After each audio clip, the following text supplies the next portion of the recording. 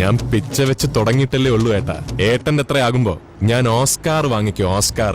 വർഷങ്ങൾക്ക് മുമ്പ് ഇറങ്ങിയിട്ടുണ്ടായിരുന്ന പോക്കറ്റ് രാജ സിനിമയിൽ പൃഥ്വിരാജ് പറഞ്ഞിരിക്കുന്ന ഈ ഒരു ഡയലോഗ് ആ സമയത്ത് കേൾക്കുമ്പോൾ നമുക്കൊരു കോമഡി ആയിട്ട് തോന്നാമെങ്കിലും ഇപ്പോൾ ആ ഒരു ഡയലോഗ് ഈ ഒരു ആടുജീവിതം എന്ന് പറഞ്ഞ സിനിമയോട് ചേർത്ത് വെച്ച് കാണുമ്പോൾ ആ പറഞ്ഞ ഡയലോഗിനോട് 100% നീതി പുലർത്തിക്കൊണ്ടുള്ള ഒരു ഗംഭീര പ്രകടനമാണ് പൃഥ്വിരാജിൻ്റെ ഭാഗത്തു നിന്നുള്ളത്. ഓസ്കാർ കിട്ടുകയോ ഇല്ല എന്നുള്ളതൊക്കെ നമുക്ക് പിന്നീട് ചിന്തിക്കാവുന്ന കാര്യമാണ്. അതിപ്പോൾ പൃഥ്വിരാജിനാണെന്നുണ്ടെങ്കിലും ബ്ലെസ്സിക്കാണെന്നുണ്ടെങ്കിലും ആടുജീവിതത്തിനാണെന്നുണ്ടെങ്കിലും കിട്ടട്ടെ എന്ന് തന്നെയാണ് ഞാൻ മനസ്സുകൊണ്ട് ആഗ്രഹിക്കുന്നത്. പക്ഷേ കിട്ടിയാലും ഇല്ലെങ്കിലും ആ ഓസ്കാർ എന്ന് പറയുന്ന ഒരു അവാർഡിന് നമ്മൾ കൊടുക്കുന്ന ഒരു വാല്യൂ ഉണ്ട്, അതിനൊരു ക്വാളിറ്റി ഉണ്ട്. ആ ക്വാളിറ്റിയോട് അല്ലെങ്കിൽ ആ വാല്യൂവിനോട് ചേർന്ന് നിൽക്കുന്ന അല്ലെങ്കിൽ അതിനോളം ഡിസർവ് ചെയ്യുന്ന ഒരു ഗംഭീര സിനിമയായിട്ടാണ് ആടുജീവിതം എന്ന് പറഞ്ഞ മൂവി എനിക്ക് അനുഭവപ്പെട്ടിട്ടുണ്ടായിരുന്നത്. ഈ സിനിമ കാണുന്നതിന് മുമ്പായിട്ട് ഇതിൻ്റെ പുസ്തകം വായിക്കണമെന്ന് വളരെ ആഗ്രഹം ഉണ്ടായിരുന്നു.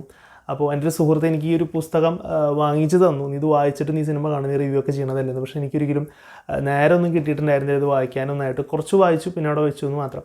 പക്ഷേ സിനിമ കണ്ടപ്പോൾ എനിക്ക് തോന്നിയിട്ടുണ്ടായിരുന്നു ഇത് വായിച്ചില്ലെങ്കിലും സിനിമ കാണുമ്പോൾ ഒരുപാട് കാര്യങ്ങൾ നമുക്ക് ഇമോഷണലി കണക്റ്റ് ആവുന്നുണ്ടായിരുന്നു. എനിക്കറിയില്ല ഈ പുസ്തകം വായിച്ചിട്ട് കണ്ടവരുടെയും വായിക്കാതെ കണ്ടവരുടെ എക്സ്പീരിയൻസ് എങ്ങനെയായിരിക്കും എന്നുള്ളത്. എനിക്ക് തോന്നുന്നത് ഈ പുസ്തകം വായിച്ചില്ലെങ്കിലും നിങ്ങൾക്ക് സിനിമയ്ക്ക് പോയി കഴിഞ്ഞ് കഴിഞ്ഞാൽ ഓൾമോസ്റ്റ് എല്ലാ കാര്യങ്ങളും വ്യക്തമായിട്ട് മനസ്സിലാക്കാൻ സാധിക്കും എന്നുള്ളതാണ് എനിക്ക് പേഴ്സണലായിട്ട് തോന്നിയിട്ടുണ്ടായിരുന്നത്. സോ ഒരു മാസ്റ്റർ പീസ് ഫിലിമായിട്ടാണ് ആടുജീവിതം എന്ന് പറഞ്ഞ മൂവി അനുഭവപ്പെട്ടിട്ടുണ്ടായിരുന്നത്. അതിനുമുമ്പ് ഈ ഒരു സിനിമയുടെ ജോണർ എന്താണെന്നുള്ളതും ഈ ഒരു സിനിമ എങ്ങനെയുള്ളതാണെന്നുള്ളതൊന്നും മനസ്സിലാക്കിയിട്ട് ഈ ഒരു സിനിമയെ സമീപിക്കുക എന്നുള്ളതാണ് ആദ്യമേ പറയാനുള്ളത്. പലരും ഈ ഒരു സിനിമ ഗംഭീര സിനിമ, അടിപൊളി സിനിമ എന്നൊക്കെ പറയുമ്പോൾ എല്ലാവരും ചാടിക്കയറി സിനിമയ്ക്ക് പോകുന്നു. അതിനുശേഷം പോയതിന് ശേഷം അവരുടെ മനസ്സിലൊരു അടിപൊളി സിനിമ അല്ലെങ്കിൽ ഗംഭീര സിനിമ എന്ന് പറയുമ്പോൾ മേ ബി ഒരു കോമഡി ഫിലിമായിരിക്കാം, ഒരു എൻ്റർടൈനർ ആയിരിക്കാം, അല്ലെങ്കിൽ അത്യാവശ്യം കണ്ടിരിക്കാൻ പറ്റുന്നൊരു സിനിമയായിരിക്കാം, അല്ലെങ്കിൽ ബോറില്ലാത്തൊരു ഫിലിമായിരിക്കാം, അല്ലെങ്കിൽ ഒരു അവാർഡ് ടൈപ്പ് ഫിലിമായിരിക്കാം. അങ്ങനെ പല പല പെർസ്പെക്റ്റീവ് ഉണ്ടായിരിക്കും. ഈ ഒരു സിനിമയുടെ ജോണർ എന്താണെന്നുള്ളത് മനസ്സിലാക്കിയിട്ട് നിങ്ങൾ കാണുകയാണെന്നുണ്ടെങ്കിൽ ആ ഒരു ജോണറിനോട് അല്ലെങ്കിൽ നമ്മൾ കേട്ടിട്ടുള്ള ആ ഒരു കഥയോട് 100% നീതി പുലർത്തിക്കൊണ്ട് പോകുന്ന ഒരു അസാധ്യ പടമായിട്ടാണ് സത്യം പറയുകയാണെന്നുണ്ടെങ്കിൽ ആടുജീവിതം എന്ന് പറഞ്ഞ മൂവി അനുഭവപ്പെട്ടിട്ടുണ്ടായിരുന്നത്. നമുക്കിനി സിനിമയെ പറ്റിയിട്ട് ഡീറ്റെയിൽ ആയിട്ട് സംസാരിക്കാം. ഇതിൽ ആദ്യമേ എടുത്തു പറയേണ്ട പോസിറ്റീവിനെ പറ്റി ചിന്തിക്കുമ്പോൾ ഏത് പറയും എന്നുള്ളൊരു സംശയം സത്യം പറയാൻ ഇവിടെ നിൽക്കുന്നുണ്ട്. എവിടെ നിന്ന് തുടങ്ങണം, എന്ത് പറഞ്ഞ് തുടങ്ങണം എന്നുള്ളത്. സോ ഞാൻ ആദ്യം ഇമോഷണൽ കണക്ഷൻസിനെ പറ്റിയിട്ട് ആദ്യം ഞാൻ പറഞ്ഞു തുടങ്ങാം. ഞാൻ കല്യാണം കഴിച്ചിട്ടുള്ള ഒരാളാണ്. ഞാൻ എൻ്റെ അമ്മയും വൈഫും ഒക്കെ ആയിട്ട് ഞാൻ ഇവിടെ നാട്ടിൽ തന്നെയാണ് താമസിക്കുന്നത്. ഈ ഒരു സിനിമ ഞാൻ തൃശ്ശൂർ രാഗം തിയേറ്ററിൽ പോയിട്ട് കാണുന്ന സമയത്ത് അതിൽ നജീബ് എന്ന് പറയുന്ന ആ ഒരു ക്യാരക്ടർ ഓരോ പ്രാവശ്യം തൻ്റെ വൈഫിനെയും അമ്മയും വിളിക്കുന്ന സമയത്ത് എനിക്ക് സത്യം പറഞ്ഞാൽ തിയേറ്ററിലിരിക്കുന്ന സമയത്ത് എൻ്റെ അമ്മയെ ഒന്ന് കണ്ടിരുന്നെങ്കിൽ, എൻ്റെ വൈഫിനൊന്ന് കണ്ടിരുന്നെങ്കിൽ അത്രയും ഒരു ഫീലിങ്സ് എനിക്ക് വരത്തക്ക രീതിയിലുള്ള ഒരു മേക്കിംഗ് ആണ് സിനിമയിൽ വെച്ചിരിക്കുന്നത്. അപ്പോൾ നിങ്ങൾക്ക് മനസ്സിലായിട്ടുണ്ടാവും, ഞാൻ ജസ്റ്റ് ഒരു ഫ്യൂ അവേഴ്സൊക്കെ അവരെ ഞാൻ കണ്ടതാണ്. എന്നിട്ട് പോലും ഈ സിനിമ കാണുമ്പോൾ എനിക്ക് അവരെ ഭയങ്കരമായിട്ട് ഈ ഒരു സിനിമയിൽ മിസ് ചെയ്യുന്നുണ്ട്. ഞാനൊരു ഇൻ്റർവെൽ ആകുമ്പോൾ എൻ്റെ വൈഫിനെ മെസ്സേജ് ചെയ്തു, എനിക്ക് അമ്മേനെ നിന്നൊക്കെ കാണാനായിട്ട് തോന്നി ഈ സിനിമ കണ്ടതിന് ശേഷം എന്നുള്ളത്. അങ്ങനെ അത്രയധികം ഇമ്പാക്റ്റ്ഫുള്ളായിട്ടുള്ള രീതിയിലാണ് ഈ സിനിമയിൽ ഓരോരോ സീൻസ് എടുത്തു വെച്ചിരിക്കുന്നത്. എടുത്തു പറയാനായിട്ട് ഒരുപാട് സീനുകളുണ്ട്. സത്യം പറയാൻ ഞാൻ എൻ്റെ തൊട്ടടുത്തിരിക്കുന്ന എൻ്റെ റോയിലുള്ള എല്ലാവരും പൊട്ടിക്കരയല്ല, ബട്ട് ഓൾവേസ് അവരുടെ കണ്ണ് അവരിങ്ങനെ തുടച്ചുകൊണ്ടാണ് ഈ സിനിമ കണ്ടുകൊണ്ടിരിക്കുന്നത്. ഈവൻ ഞാനാണെങ്കിൽ പോലും അങ്ങനെ ഒരു സിനിമ കാണുന്ന സത്യം പറയാൻ സാധ്യതയാണ്. നമ്മൾ കരയുന്നു അല്ലെങ്കിൽ ജസ്റ്റ് രണ്ടുപേർ അപ്പുറത്ത് കരയുന്നതിനൊപ്പമായിട്ട് നമ്മുടെ കൂടെ ഇരിക്കുന്ന എല്ലാവരും ഇങ്ങനെ കണ്ണ് തുടച്ചുകൊണ്ട് സിനിമ കാണാമെന്ന് പറയുന്ന ഒരു എക്സ്പീരിയൻസ് അത് ഡിഫറെൻ്റാണ്. അത്ര ഇമോഷണൽ കണക്ഷൻ ശരിക്കും കിട്ടുന്നുണ്ട്. ഒരുപാട് സീൻസ് ഇത് മാത്രമല്ല, ഒരുപാട് നാളുകൾക്ക് ശേഷം നമ്മളൊരു സുഹൃത്തിനെ കാണുമ്പോൾ കിട്ടുന്നൊരു സന്തോഷം, നമ്മുടെ ഭാഷ സംസാരിക്കുന്ന ഒരാളെ കാണുമ്പോൾ കിട്ടുന്നൊരു സന്തോഷം, കുറേ നാളുകൾക്ക് ശേഷം വെള്ളം കിട്ടുമ്പോൾ കിട്ടുന്നൊരു സന്തോഷം, നമുക്ക് ഒന്നും നേടാൻ പറ്റുന്നില്ല എന്നുള്ള നേരത്ത് ഒരു മലയാളി അല്ലെങ്കിൽ ഒരു മലയാളി കടയുടെ അല്ലെങ്കിൽ ഒരു കേരളക്കാരുടെ ഒരു കടയുടെ ബോർഡൊക്കെ കാണുമ്പോൾ നമുക്ക് കിട്ടുന്ന സന്തോഷം തുടങ്ങിയിട്ടുള്ള അങ്ങനെ ഒരുപാട് ഇമോഷൻസ് ഇതിലൂടെ പറയുന്നുണ്ട്. അത് കൺവേ ചെയ്തിരിക്കുന്നതൊക്കെ വേറെ ലെവലായിട്ടുണ്ട്. എനിക്ക് ഭയങ്കര അധികം കണക്റ്റായി അത്തരം കാര്യങ്ങൾ. സോ എനിക്ക് ഏറ്റവും ഈ സിനിമ ഇത്ര അധികം ഇഷ്ടപ്പെടാൻ കാരണം ഇമോഷണലി ഒരുപാട് കണക്ട് ചെയ്യിപ്പിക്കുന്നു അല്ലെങ്കിൽ ഇമോഷണലി ഹുക്ക് ചെയ്യിപ്പിക്കുന്നു എന്നുള്ളത് തന്നെയാണ്. മുമ്പ് ഇറങ്ങിയിട്ടുണ്ടായിരുന്ന സർവൈവൽ ത്രില്ലർ മൂവീസ് ആയിട്ടുള്ള ഇപ്പോൾ മഞ്ഞുമൽ ബോയ്സ് ആണെന്നുണ്ടെങ്കിലും അതിന് മുമ്പ് ഇറങ്ങിയിട്ടുണ്ടായിരുന്ന 2018 ആണെന്നുണ്ടെങ്കിലും ഇത് തന്നെയാണ് മേജറായിട്ടുള്ള ഒരു ഘടകം. കാരണം ഇമോഷണലി കണക്റ്റ് ആക്കുക എന്നുള്ളത് വലിയൊരു ഫാക്ടറാണ്. സോ ഇത് ഭയങ്കരമായിട്ട് വർക്കൗട്ട് ആയിട്ടുണ്ട്.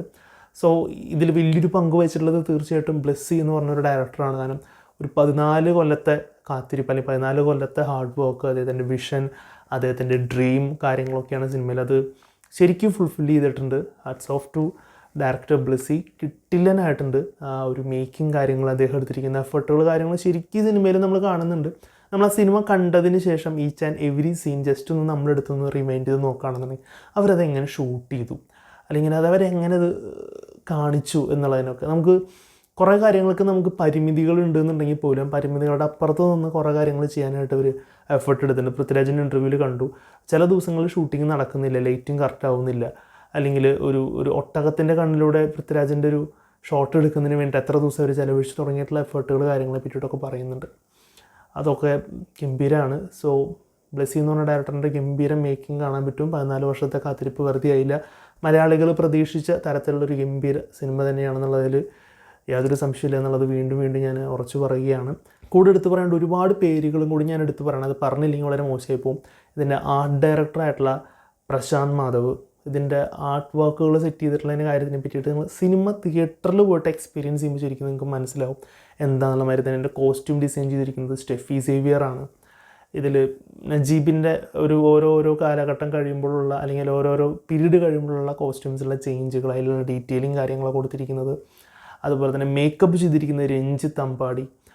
അതൊക്കെ എന്താ പറയുക, അതെങ്ങനെ സാധിച്ചു, എങ്ങനെ അത് ഇത്രയും കണ്ടിന്യൂസ് ആയിട്ട് നമുക്കൊരു ഇടയിലൊരു ഡ്രോപ്പ് പോലും തോന്നാത്ത രീതിയിൽ അതൊക്കെ മെയിൻറ്റെയിൻ ചെയ്ത് കൊണ്ടുവരാമെന്ന് പറഞ്ഞാൽ it's not an easy task. അതൊക്കെ കിടിലനായിട്ട് ചെയ്തിട്ടുണ്ടായിരുന്നു. ഓൾസോ സൗണ്ട് ഡിസൈൻ ചെയ്തിരിക്കുന്നത് റസൂൽ പൂക്കോട്ടിയാണ്. ആ ഒരു സറൗണ്ടിങ് സൗണ്ടും സംഭവങ്ങളും കാര്യങ്ങളും, ഈ ചുഴലിക്കാറ്റ് വരുന്നതാണെന്നുണ്ടെങ്കിലും അല്ലെങ്കിൽ ആടുകളുടെ സൗണ്ട് ആണെന്നുണ്ടെങ്കിൽ തുടങ്ങിയിട്ടുള്ള എല്ലാ കാര്യങ്ങളും വളരെ മൈന്യൂട്ടായിട്ടുള്ള സൗണ്ട് പോലും വളരെ രസകരമായിട്ട് ചെയ്തിട്ടുണ്ട്. അതുപോലെ തന്നെ VFX ചെയ്തിരിക്കുന്ന കിടിലനായിട്ടുണ്ട്. പല അതായത് പഴയ കാലഘട്ടവും നജീബ് ആലോചിക്കുന്ന കാലഘട്ടവും അല്ലെങ്കിൽ ഇപ്പോൾ നടന്നുകൊണ്ടിരിക്കുന്ന കാലഘട്ടം നമ്മൾ കണക്ട് ചെയ്യിക്കുന്ന പല വിഷ്വൽ സീക്വൻസുകൾ കിടിലൻ. പിന്നെ മ്യൂസിക്കിനെ പറ്റി, ബാക്ക്ഗ്രൗണ്ട് സ്കോറിനെ പറ്റി പറയേണ്ട AR റഹ്മാനാണ്. Extra ordinary. കുറച്ച് നാളുകളായിട്ട് ചെയ്തിട്ടുണ്ടായിരുന്ന AR റഹ്മാൻ്റെ വർക്കുകളോട് എനിക്ക് തീരെ താല്പര്യം ഉണ്ടായിരുന്നില്ല. മീൻസ് അത്രയും പോരായിരുന്നു. ഈവൺ അയലാനാണെന്നുണ്ടെങ്കിലും അതിന് മുമ്പ് ഇറങ്ങിയിട്ടുള്ള പല സിനിമകളൊക്കെ ആണെന്നുണ്ടെങ്കിൽ എനിക്ക് അത്രത്തോളം സാറ്റിസ്ഫൈഡ് ആയിരുന്നില്ല. ബട്ട് ഈ ഒരു സിനിമയിൽ കൊടുത്തിരിക്കുന്ന മ്യൂസിക് കാര്യങ്ങൾ ശരിക്കും ആ ഒരു സിനിമനെ ഭയങ്കരമായിട്ട് ലിഫ്റ്റപ്പ് ചെയ്തിട്ടുണ്ട്. ഔട്ട്സ്റ്റാൻഡിങ് ആയിട്ടുണ്ട് ആ ഒരു മ്യൂസിക്, BGM. സിനിമ നമുക്ക് മ്യൂസിക് സിനിമയിൽ വരുന്നു എന്നൊരു ഫീലില്ലാതെ ആ സിനിമയുടെ ഫ്ലോയ്ക്കൊപ്പം പോകുന്ന രീതിയിലാണ് ഇതിൽ മ്യൂസിക് ആൻഡ് BGMs കൊടുത്തിരിക്കുന്നത്. പൃഥ്വിരാജിൻ്റെ പെർഫോമൻസിനോടൊപ്പം തന്നെ പൃഥ്വിരാജിൻ്റെ ഒപ്പം അഭിനയിച്ചിട്ടുണ്ടായിരുന്ന ഹക്കീം എന്ന് പറയുന്ന ഒരു പുള്ളിക്കാരനുണ്ടായിരുന്നു. പേര് ഞാനിവിടെ മെൻഷൻ ചെയ്യാം. പുള്ളിക്കാരൻ അടിപൊളിയായിരുന്നു. അതുപോലെ തന്നെ ആഫ്രിക്കക്കാരനായിട്ടൊരാൾ ഹെൽപ്പ് ചെയ്യാൻ വരുന്നുണ്ടായിരുന്നു. അതും വേറെ ലെവലായിട്ടുള്ളൊരു നല്ലൊരു പ്രകടനം തന്നെ കാണിച്ചു വെച്ചിട്ടുണ്ടായിരുന്നു. അമല പോളാണെന്നുണ്ടെങ്കിലും നല്ല റോൾ. ഈ തന്നെ ഇവർ നമുക്കൊരു ക്യാരക്ടറും ഇതിൽ വന്നതിൽ ഒന്ന് മോശമായി പോയി അല്ലെങ്കിൽ ഒരു മിസ്കാസ്റ്റ് ചെയ്യാൻ തോന്നാത്ത രീതിയിൽ ഈ തന്നെ ഇവർ ക്യാരക്ടേഴ്സിൻ്റെ ഫേസ് നമ്മുടെ മെമ്മറിയിൽ നിൽക്കുന്ന തരത്തിൽ കുറച്ച് വേഷമുള്ളതെന്നുണ്ടെങ്കിൽ പോലും അവരുടെ ഫേസ് നമ്മുടെ മനസ്സിൽ തങ്ങി നിൽക്കുന്ന രീതിയിലുള്ള കാര്യങ്ങളാണ് സിനിമയിൽ ചെയ്ത് വെച്ചിട്ടുണ്ടായിരുന്നത്. സോ പെർഫോമൻസ് വൈസ് നോക്കുകയാണെന്നുണ്ടെങ്കിലും എല്ലാം അടിപൊളിയാണ് എന്നാണ് എനിക്ക് തോന്നിയിട്ടുണ്ടായിരുന്നത്.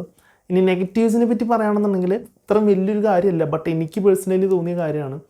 അത്ര അധികം സ്ട്രഗിൾ ചെയ്ത് ആൾ മരുഭൂമിയിൽ നിന്ന് ഒരു ഹോട്ടലിലോട്ട് എത്തിപ്പെടുന്ന സാഹചര്യത്തിൽ ഹോട്ടലിൽ എത്തിപ്പെട്ടതിന് ശേഷം മുറിവുകളും കാര്യങ്ങളൊക്കെ കെട്ടിവെച്ച് മുടിയൊക്കെ വെട്ടിയതിന് ശേഷം കാണിക്കുന്ന ആ പൃഥ്വിരാജിനെ ഭയങ്കര ഒരു എന്താ പറയുക, എത്ര നേരം ക്ഷീണിച്ചിരുന്ന പൃഥ്വിരാജിനല്ല പെട്ടെന്ന് കാണും, പെട്ടെന്നൊരു ജിമ്മനായിട്ടുള്ളൊരു സൈസായിട്ടുള്ളൊരു പൃഥ്വിരാജിനെ കണ്ടൊരു ഫീൽ തോന്നി. അപ്പോൾ അവിടെ ചെറുതായിട്ട് എനിക്കൊരു പേഴ്സണലി ഒരു കണ്ടിന്യൂറ്റി മിസ്റ്റേക്ക് ഉണ്ടായിരുന്നു.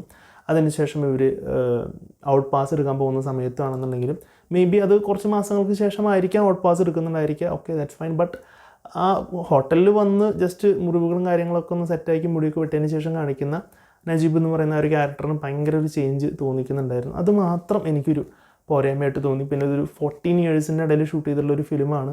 അപ്പോൾ കുറേ സമയത്തൊക്കെ ആയിട്ടാണ് ഷൂട്ട് ചെയ്തിട്ടുണ്ടാവുക. സോ ഒരു പോരായ്മകൾ എന്ന് പറയുന്ന തരത്തിൽ ഞാൻ പറഞ്ഞു എന്ന് മാത്രം. അതൊന്നും വലിയ കാര്യമായിട്ട് സിനിമയുടെ ആസ്വാദനത്തെ ബാധിക്കുന്ന കാര്യം നന്നായിട്ട് എനിക്ക് പറയാനായിട്ടില്ല. ബട്ട് എനിക്ക് തോന്നിയത് ഞാൻ ജസ്റ്റ് അത് പറഞ്ഞു എന്ന് മാത്രം. അങ്ങനെ ആകെ മൊത്തത്തിൽ പറയുകയാണെന്നുണ്ടെങ്കിൽ മലയാള സിനിമയ്ക്ക് കിട്ടിയിട്ടുള്ള ഒരു ജം എന്നുള്ള രീതിയിൽ തന്നെ ഈ ഒരു സിനിമേനെയും കൺസിഡർ ചെയ്യാനായിട്ട് പറ്റും. ഞാൻ എല്ലാ സിനിമയെ പറ്റി അങ്ങനെ പറയുമ്പോൾ നിങ്ങൾക്ക് തോന്നാം. ബ്രഹ്മയോഗം കണ്ടപ്പോഴും അങ്ങനെ പറഞ്ഞു, മഞ്ഞുമൽ ബോയ്സും കണ്ടപ്പോഴും അങ്ങനെ പറഞ്ഞു. ഒരു സീൻ മാറ്റുന്ന അല്ലെങ്കിൽ ഇൻഡസ്ട്രിയിൽ ഓർത്ത് വയ്ക്കുന്ന മെമ്മറബിൾ ആയിട്ടുള്ളൊരു ഫിലിം ആയിരിക്കും എന്നുള്ളതുപോലെ തന്നെ ഈ ഒരു സിനിമ അങ്ങനെ ആയിരിക്കും എന്നുള്ള യാതൊരു സംശയമില്ല. ഹോളിവുഡ് ഇൻഡസ്ട്രീനെ മറ്റുള്ളവർ നോക്കി കാണുമ്പോൾ മുൻപന്തിയിൽ നിൽക്കുന്ന ഒരു സിനിമയായിട്ട് തീർച്ചയായിട്ടും കോട്ട് ലൈഫ് ഉണ്ടായിരിക്കും എന്നുള്ള യാതൊരു സംശയമില്ല. സോ ബെന്യാമിൻ്റെ പുസ്തകം വായിച്ചിട്ടുള്ളവർ ഈ സിനിമ കണ്ടിട്ട് നിങ്ങൾക്ക് എങ്ങനെ ഫീൽ ചെയ്തു എന്നുള്ളത് പറയാം. വായിക്കാത്തവരും എങ്ങനെ ഫീൽ ചെയ്തു എന്നുള്ളത് പറയാം. ഞാൻ വായിക്കാനായിട്ട് ശ്രമിച്ചു, പറ്റിയിട്ടുണ്ടായിരുന്നില്ല മുഴുവൻ കംപ്ലീറ്റ് ആകും. But I really love the movie. എനിക്ക് ശരിക്കും ഇമോഷൻസ് കാര്യങ്ങളൊക്കെ എനിക്ക് കണക്റ്റായി, ശരിക്കും സ്ട്രഗിൾ ചെയ്തു. ഈവൻ ഈ പുസ്തകത്തിൽ പറയുന്ന നാം അനുഭവിക്കാത്ത ജീവിതങ്ങളെല്ലാം നമുക്ക് വെറും കെട്ടുകഥകൾ മാത്രമാണ്. എന്ന് ഇതിൽ ടാഗ് ലൈൻ കൊടുത്തിട്ടുണ്ട്. ബട്ട് നമ്മൾ ഈ സിനിമ കണ്ടു കഴിയുമ്പോൾ മേ ബി പുസ്തകം വായിച്ചവർക്കും തോന്നിയിട്ടുണ്ടായിരിക്കാം ഇതൊരു കെട്ടുകഥയല്ല, ശരിക്കും നമ്മൾ അതിലൂടെ അനുഭവിച്ച് പോവുകയാണ്. ഓരോ സമയത്തും നേരിടുന്ന പ്രതിസന്ധികൾ, കാര്യങ്ങൾ. ഈവൻ അതിലൊരു കത്ത് പറന്നു പോകുന്ന സീൻ വരെ ദൈവമേ കത്ത് കിട്ടണേ നമ്മൾ പ്രാർത്ഥിക്കും. ഈവൻ വെള്ളം കാണിച്ചു കൊടുക്കാൻ പോകുന്ന സീൻ, ദൈവമേ ഈ ഒരു മരുഭൂമിയുടെ ആ ഒരു ഹമ്പ് കഴിഞ്ഞാൽ അപ്പുറത്ത് വെള്ളം ഉണ്ടാവണേ എന്ന് നമ്മൾ ഓരോ സീൻ കഴിയുന്നതോറും നമുക്കറിയാം. നമ്മൾ ചില സീനുകൾ നമുക്ക് കഥകൾ കാര്യങ്ങൾ കേട്ടിട്ടുണ്ടെന്നുണ്ടെങ്കിലും നമ്മൾ ആ സിനിമയോടൊപ്പം തന്നെ നമ്മൾ പ്രാർത്ഥിക്കുകയും ആഗ്രഹിക്കുകയും ചെയ്യുന്ന തരത്തിൽ, അങ്ങനെ ചിന്തിപ്പിക്കുകയും ചെയ്യുന്ന തരത്തിൽ മേക്ക് ചെയ്തിരിക്കുന്നൊരു ഗംഭീര സിനിമയായിട്ടാണ് അനുഭവപ്പെട്ടിട്ടുണ്ടായിരുന്നത്. ഒന്നും കൂടി ഞാൻ എടുത്ത് പറയുന്നു, ഈ ഒരു സിനിമയുടെ ജോണർ മനസ്സിലാക്കിയിട്ട് ഈ ഒരു സിനിമയ്ക്ക് നിങ്ങൾ ടിക്കറ്റ് എടുത്ത് കാണാം. ഇത് എത്തരത്തിലുള്ള സിനിമയാണെന്നുള്ളത് ഞാൻ പ്ലോട്ടിനെ പറ്റിയിട്ട് ഞാൻ കൂടുതൽ പറയുന്നില്ല, ഞാൻ എത്രയും പോപ്പുലറായിട്ടുള്ള മൂവിയാണ്. സോ പ്ലോട്ടിനെ പറ്റി പറയേണ്ട കാര്യമില്ല. സോ അത് ട്രെയിലറും കാര്യങ്ങളും കണ്ട് ഇത്തരത്തിലുള്ള സിനിമയാണെന്ന് മനസ്സിലാക്കി ആ ഒരു ജോണർ മനസ്സിലാക്കി സിനിമ കാണുകയാണെന്നുണ്ടെങ്കിൽ ഈ ഒരു സിനിമ വേറെ ലെവൽ പടമാണെന്നുള്ളതിൽ യാതൊരു സംശയമില്ല. സോ ഈ ഒരു സിനിമയ്ക്ക് ഓസ്കാർ കിട്ടുമോ ഇല്ലയോ, അല്ലെങ്കിൽ അവാർഡുകൾ എന്തൊക്കെ കിട്ടുമോ എന്നുള്ളതൊന്നും എനിക്കറിയില്ല. ബട്ട് ഏറ്റവും ടോപ്പ് അവാർഡായിട്ടുള്ള ഓസ്കാറിനോടൊപ്പം തന്നെ ചേർത്ത് വയ്ക്കാൻ പറ്റുന്ന പെർഫോമൻസുകളും മേക്കിങ്ങും ക്വാളിറ്റിയുമുള്ള ഒരു ടോട്ടലി നോക്കുകയാണെന്നുണ്ടെങ്കിൽ എല്ലാം കൊണ്ടും മികച്ചൊരു സിനിമയായിട്ടാണ് എനിക്ക് അനുഭവപ്പെട്ടിട്ടുണ്ടായിരുന്നത്. സോ ഈ ഒരു സിനിമ നിങ്ങൾ കണ്ടിട്ടുള്ളവരാണെന്നുണ്ടെങ്കിൽ നിങ്ങളുടെ അഭിപ്രായങ്ങളും കാര്യങ്ങളും തീർച്ചയായിട്ടും കമൻറ്റ് ബോക്സിൽ രേഖപ്പെടുത്തുക. സോ വീഡിയോ ഇഷ്ടപ്പെടുകയാണെന്നുണ്ടെങ്കിൽ ലൈക്ക് ചെയ്യുക, ഷെയർ ചെയ്യുക, കമൻറ്റ് ചെയ്യുക, ചാനൽ സബ്സ്ക്രൈബ് ചെയ്യുന്ന കാര്യം പരിഗണിക്കുക. സോ മറ്റൊരു വീഡിയോയിൽ കാണുമ്പോഴേക്കും ഗുഡ് ബൈ.